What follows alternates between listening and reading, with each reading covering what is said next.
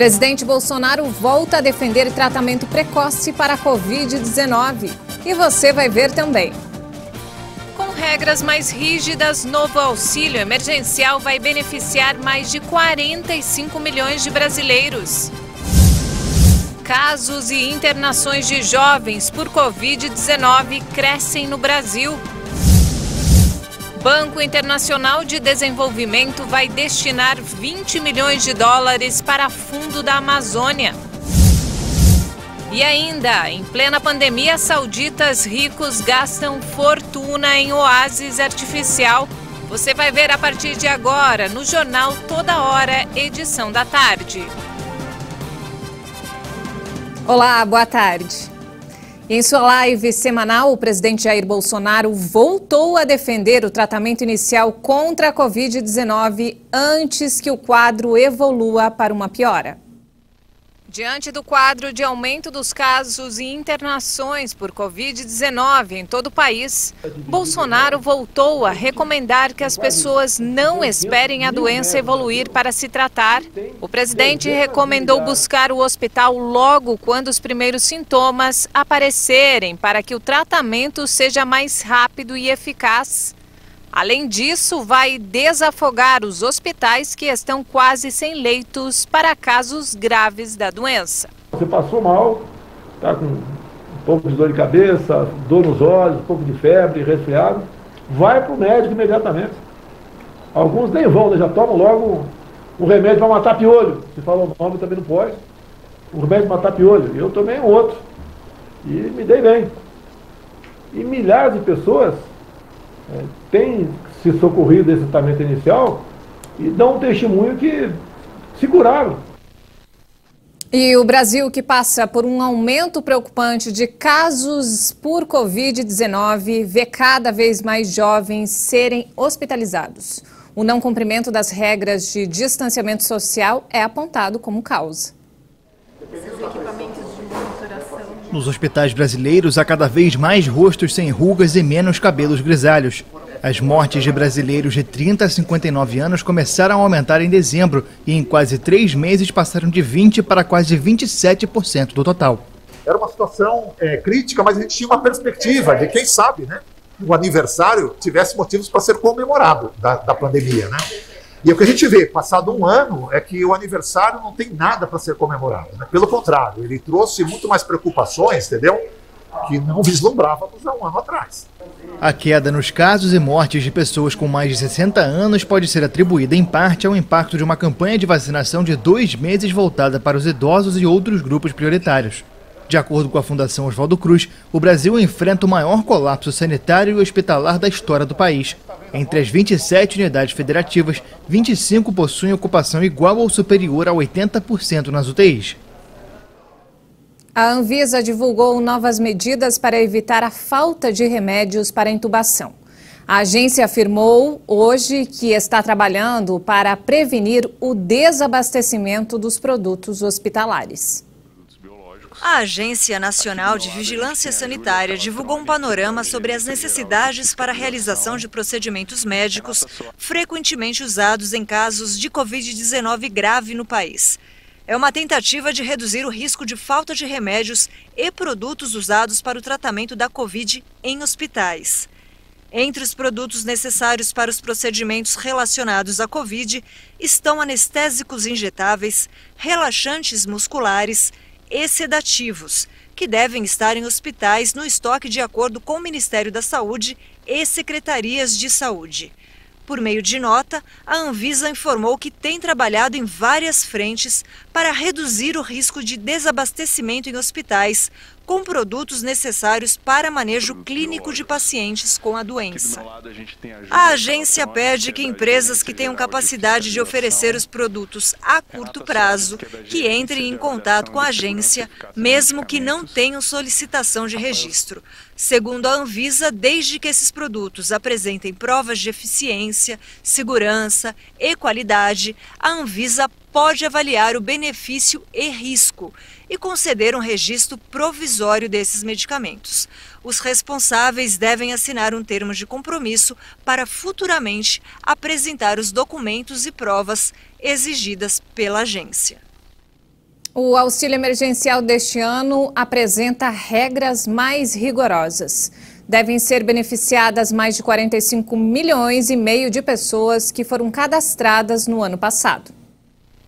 O auxílio emergencial não vai abrir novo cadastro para quem ficou de fora do programa em 2020.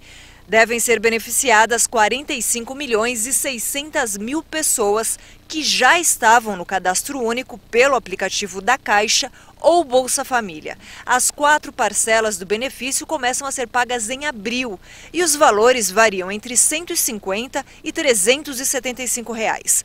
Nessa nova rodada, a maior parte do público do auxílio emergencial, ou 43% dos beneficiários, que corresponde a 20 milhões de famílias, deve receber a menor cota do benefício, de R$ 150 reais. Outras 16 milhões e 700 mil famílias têm mais de um integrante e vão receber cotas de R$ 250 reais. Já a maior cota, de R$ 375 reais, deve ser paga a cerca de 9 milhões e 300 mil mulheres, que são as únicas provedoras de suas famílias. O benefício de 2021 vai ser pago somente a famílias com renda per capita de até meio salário mínimo, R$ 550 reais, e renda mensal total de até 3 salários mínimos, R$ 3.300 reais.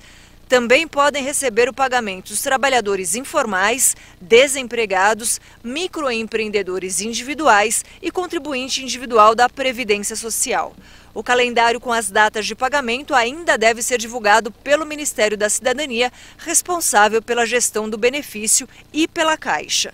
O grupo do Bolsa Família começa a receber no dia 16 de abril, de acordo com o cronograma do programa. O Brasil registra na média móvel o dobro de mortes por Covid em comparação com o mês passado. O número total de óbitos já passou de 287 mil. Segundo dados do Ministério da Saúde, em 24 horas foram registradas 2.724 mortes. Este foi o segundo dia com mais óbitos no país.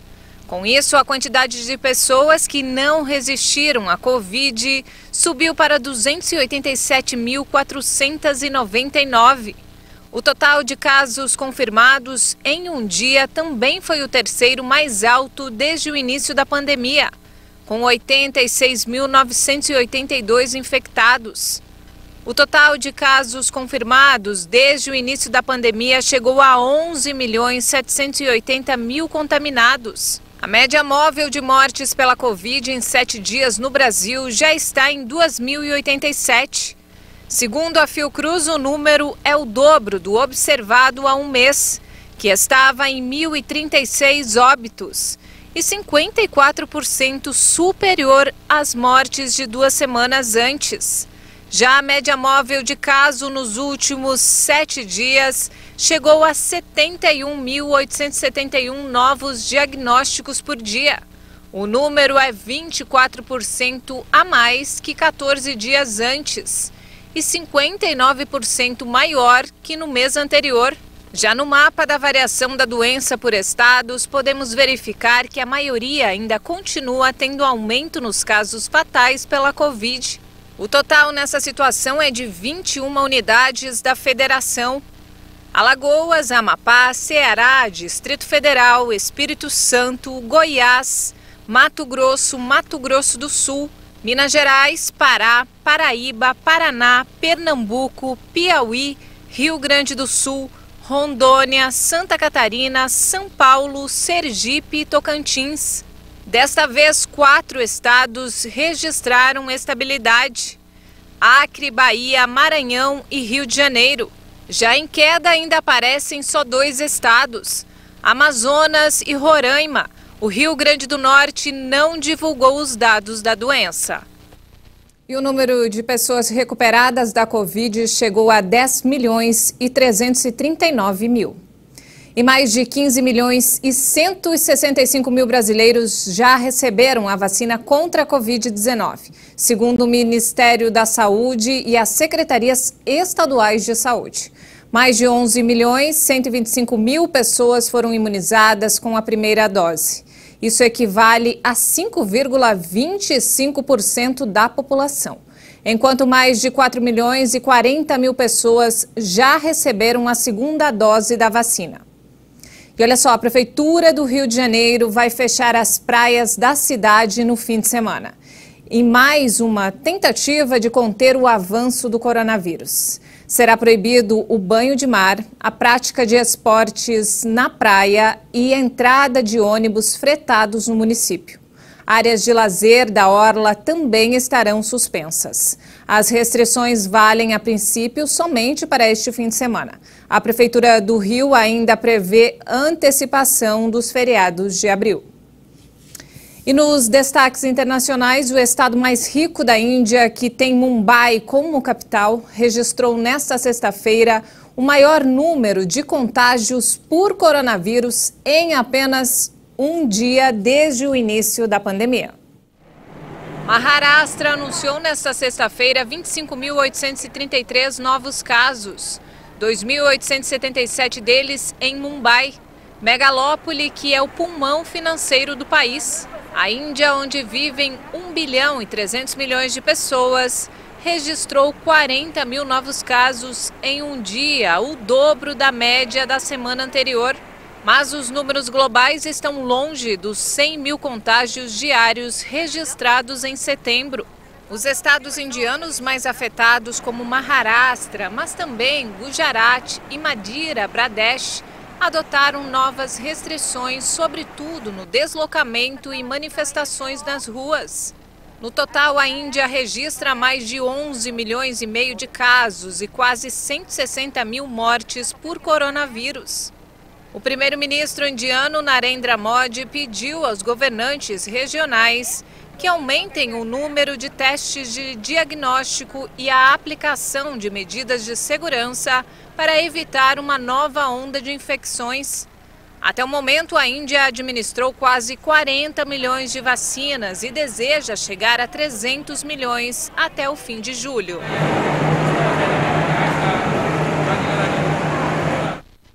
E mudando de assunto, a Polícia Federal prendeu em Uberlândia, nesta sexta-feira, o hacker suspeito do maior vazamento de dados do Brasil. De acordo com a investigação, Marcos Roberto Correia da Silva é responsável pela divulgação de informações de 223 milhões de brasileiros. As ordens judiciais foram expedidas pelo ministro Alexandre de Moraes, do Supremo Tribunal Federal, a pedido da PF. A suspeita é que autoridades públicas estejam entre os alvos dos criminosos. A PF também apura a participação de outro hacker na divulgação e comercialização dos dados sigilosos. E a Organização das Nações Unidas para Alimentação e Agricultura fez um alerta sobre a relação entre desastres naturais e os sistemas alimentares. Em um relatório, a agência da ONU disse que secas, inundações, tsunamis, incêndios florestais, invasões de pragas, epidemias e etc. fazem a agricultura pagar um preço alto em todos os setores. De acordo com a FAO, em países de baixa e média renda, as catástrofes entre 2008 e 2018 representaram mais de 100 bilhões de dólares em perdas de safras e produção de animais durante o período, impactando mais de 2 bilhões de pessoas que dependem do setor agrícola para a sua subsistência. Mesmo só tendo o primeiro caso detectado no final de 2019, a pandemia de Covid se impôs como um novo desafio, desorganizou as cadeias alimentares e ganhou um capítulo no relatório.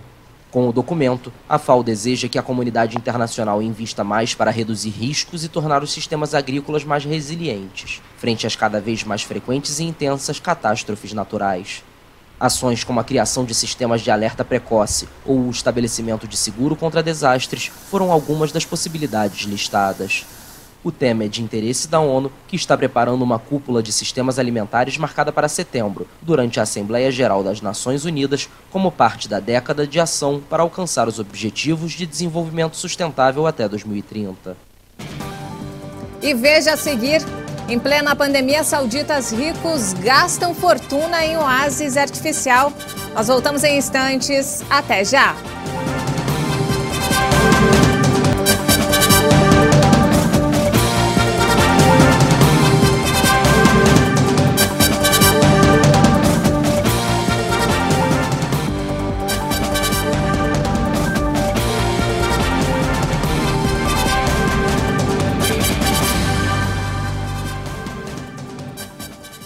E nós estamos de volta a 1h21 e o Banco Interamericano de Desenvolvimento lançou nesta quinta-feira um programa para desenvolver projetos sustentáveis na Amazônia. O presidente Jair Bolsonaro aplaudiu a medida que o governo pediu 6 meses atrás e disse que espera contar com a ajuda da iniciativa privada. A reunião virtual com sede na Colômbia foi a primeira realizada até hoje, com a Amazônia como tema principal. O fundo contará com recursos de cerca de 110 milhões de reais para a elaboração de projetos sustentáveis na região. O presidente Jair Bolsonaro disse que em uma hora como essa não se deve dispensar a colaboração de ninguém. O setor público é um ator decisivo no processo de desenvolvimento sustentável da Amazônia. O fundo atuará em respeito às prioridades nacionais e aos interesses soberanos de cada país. Mas não podemos abrir mão da versatilidade, da inovação e da capacidade de investimento da iniciativa privada, que será fundamental na realização de projetos. Para o presidente, o desenvolvimento sustentável e o fim do desmatamento ilegal dependem da valorização da economia amazônica e da melhoria da qualidade de vida da população local, que inclui a criação de empregos, produtos e serviços que utilizem de modo sustentável os recursos da floresta. Providências que, segundo Jair Bolsonaro, já estão sendo tomadas. No Brasil, nos últimos 6 meses, por iniciativa do meu governo, houve uma queda de 20% nos alertas de desmatamento em comparação com o mesmo período do ano anterior. Conseguimos evitar o desmatamento de área equivalente a 1.000 km².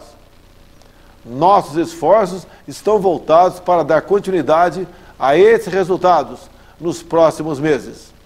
Seremos auxiliados nessa tarefa pelo satélite Amazônia 1, lançado no final de fevereiro. Pela primeira vez no ano, a Petrobras vai reduzir o preço da gasolina nas refinarias. Desde janeiro, o combustível já tinha subido 6 vezes. O preço do litro da gasolina nas refinarias vai cair 14 centavos e vai para R$ 2,69. O valor do diesel não sofre alteração. E olha só, em mais destaques internacionais, autoridades sanitárias alemãs fizeram um alerta nesta sexta-feira sobre o aumento das infecções de Covid-19 no país. Oficialmente, a Alemanha registrou mais de 17 mil casos em 24 horas, cerca de 5 mil a mais do que uma semana antes. A Alemanha registra um aumento claramente exponencial das infecções de Covid-19, vinculado especialmente à variante britânica do vírus. O ministro da Saúde alemão afirmou em entrevista coletiva nesta sexta-feira que não há vacinas suficientes na Europa para frear a terceira onda. Estamos na terceira onda da pandemia. Os números estão crescendo, a proporção de variantes é alta, então teremos algumas semanas difíceis. A vacinação é um passo central para sair da pandemia, mas um passo que precisa de tempo. A chanceler Angela Merkel e os líderes dos 16 estados federados do país vão se reunir na próxima segunda-feira para decidir sobre possíveis novos confinamentos. Um clima de tensão e de troca de acusações marca o primeiro encontro de alto nível na gestão de Joe Biden entre representantes dos Estados Unidos e da China. Delegações estão reunidas no Alasca. Diplomatas da China e dos Estados Unidos estão reunidos no Alasca para as primeiras conversas desde que o presidente Joe Biden assumiu o cargo. Na abertura de uma reunião, o secretário de Estado americano Antony Blinken acusou a China de ameaçar a estabilidade global. Também discutiremos nossas profundas preocupações com as ações da China, incluindo Xinjiang, Hong Kong, Taiwan, ataques cibernéticos nos Estados Unidos, coerção econômica contra nossos aliados. Cada uma dessas ações ameaça a ordem baseada em regras que mantêm a estabilidade global. É por isso que não são meramente assuntos internos e nos sentimos na obrigação de levantar essas questões aqui hoje. A China disse que não fará concessões sobre sua soberania nas reuniões. As relações entre Washington e Pequim continuam conflituosas, depois de terem sido suspensas durante a presidência de Donald Trump. O conflito atingiu todos os níveis, do comercial à defesa, passando pela tecnologia e o tema da erosão da autonomia de Hong Kong. A última reunião entre as duas potências, em junho, não fez nada para descongelar a relação fria no final do mandato de Donald Trump. Biden manteve uma linha dura com a China e Blinken disse que esse é o maior teste geopolítico dos Estados Unidos no século XXI. E olha só essa história. 10 mulheres jovens do distrito de ABC, no Iêmen, usam energia solar para iluminar suas casas devastadas pela guerra. Um grupo de pessoas do Iêmen é pioneiro no país na geração de eletricidade, através de micro-redes solares. Agora, essas mulheres administram a estação como se fosse o seu próprio negócio, fornecendo energia renovável e acessível para uma comunidade que vive perto de uma zona de guerra. Como resultado do sucesso do projeto, existem planos para construir 100 micro-redes em todo o país, empregando mais mulheres locais. O projeto foi criado em 2019 com a ajuda do Programa de Desenvolvimento da ONU. E olha só que discrepância da realidade da maioria das pessoas durante a pandemia. Sauditas ricos estão gastando todo o dinheiro que podem em um oásis artificial para evitar que as compras sejam feitas no exterior. Os abastados se divertem em um oásis artificial construído sobre dunas cor de salmão, despejando dinheiro internamente em uma prisão pandêmica de 1 ano que se encaixa nos esforços do governo para desencorajar os cidadãos de gastar dinheiro no exterior.